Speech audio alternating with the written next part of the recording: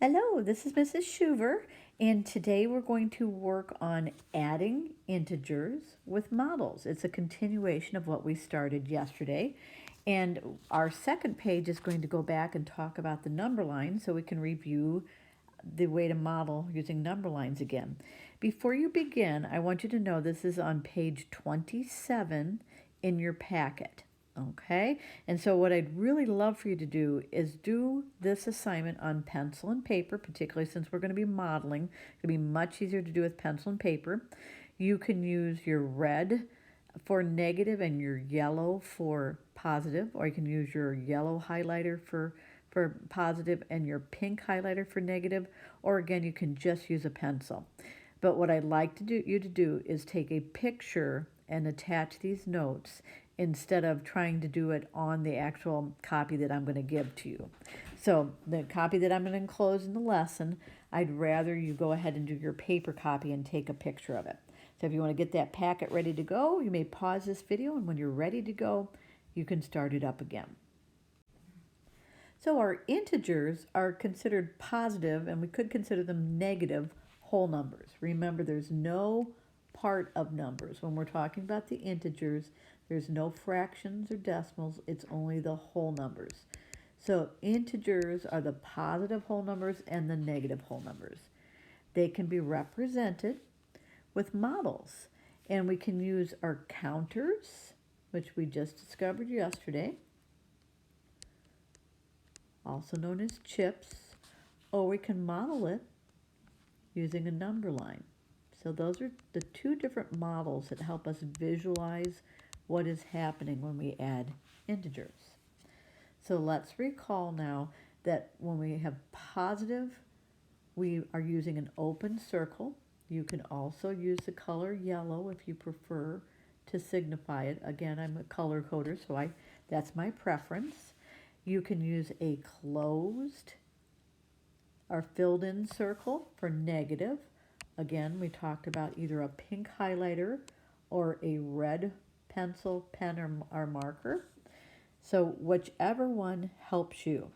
And then again, if we're talking about a zero pair, we need one of each. Even though my brain is registering two counters here, they're undoing each other. They're bringing us back to zero. So it asks us, and this is a review from yesterday, to sketch the values using counters. And again, I'm just going to show you both ways. I can use my red, I can use my yellow since it's working with a positive 4. So I can model it with 4.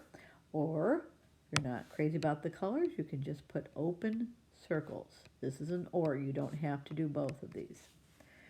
Now it asks us to use 6 counters to show the number 0.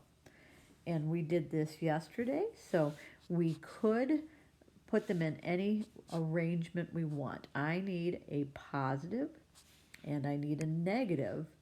And if I do this, if I use a positive and I use a negative, that's 2 counters, but it means 0. And so I need another positive and another negative and another positive and another negative. So that's how we would model 0, but using 6 counters. So that means this is a 0 pair, this is a 0 pair, this is a 0 pair. So I have no value left in that model. Now this one we didn't try yesterday. It says use 7 counters to show the number -1. So, I'm just right now going to leave all open circles and figure out how many I have to fill in, because I have to show 7 of them. So I need 1, 2, 3, 4, 5, 6, 7. But what I've modeled right now is +7. And I need the value to equal -1.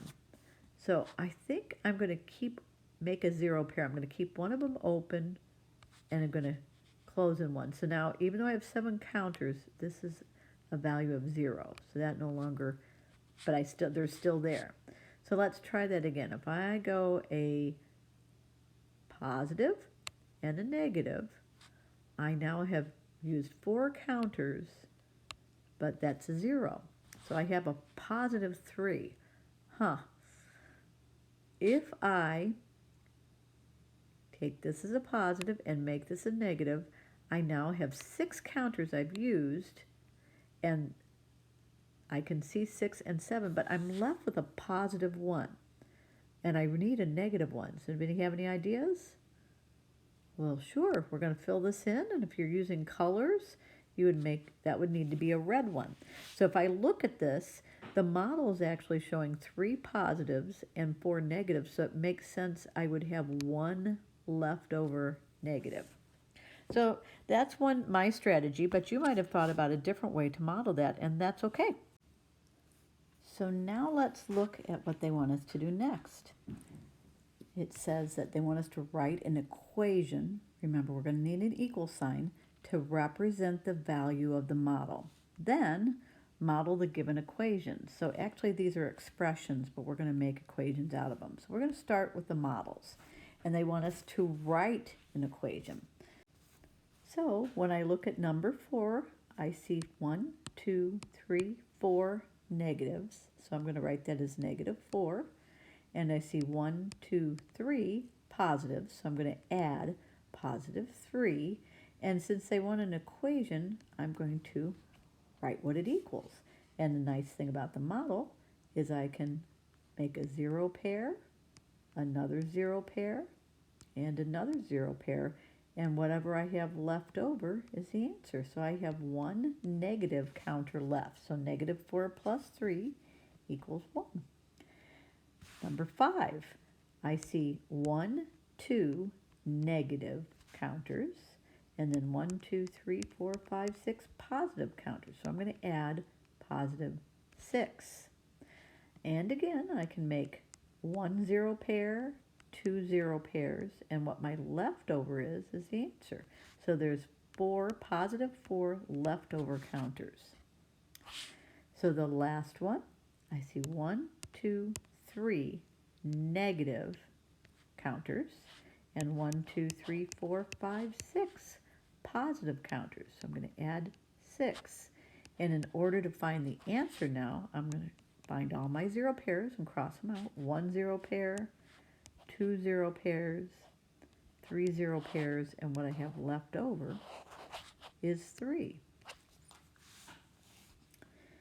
So as I look at number 7, this time they want me to model the given equations. And we did this yesterday. We just used expressions.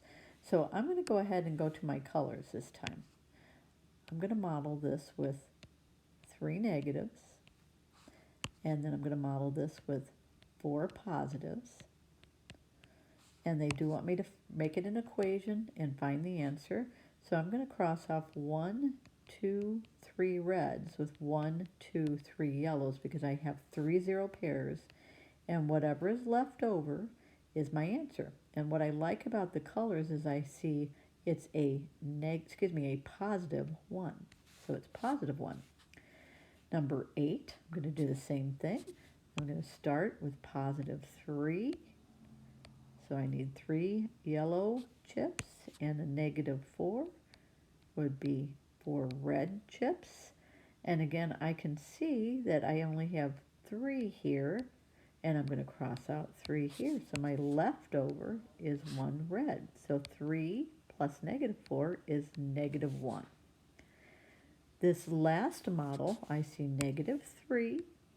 So I need 3 negative chips.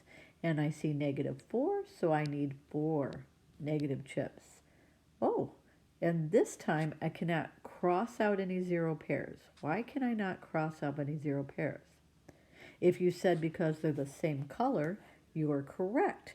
So when I can't create 0 pairs, my only option is to add them. And also what I love about the colors is I can see that they're all negative. So the answer is -7. So the question before we turn the page says, what pattern do you notice? I'm hoping that you're noticing that when we work with opposite signs, it's almost like we're subtracting. In fact, if you look at it, we're kind of pulling out 0 pairs, and it's as if I'm matching however many the least amount has with the most, and then whatever I have the most chips or counters of, that's the sign of what I have left over. So hopefully one of the things that you've noticed is that when we add different signs, I should say different signed numbers,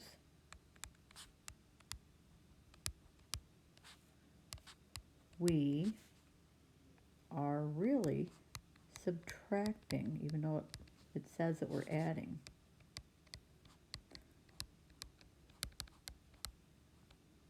So you can pause this video and write that, and then we'll go on to the next page. When you're done writing, would you please call up the next page? And if you're working on paper, you can just turn the page. I had to create a separate page to attach to this video. So would you go to video number 2? Thank you.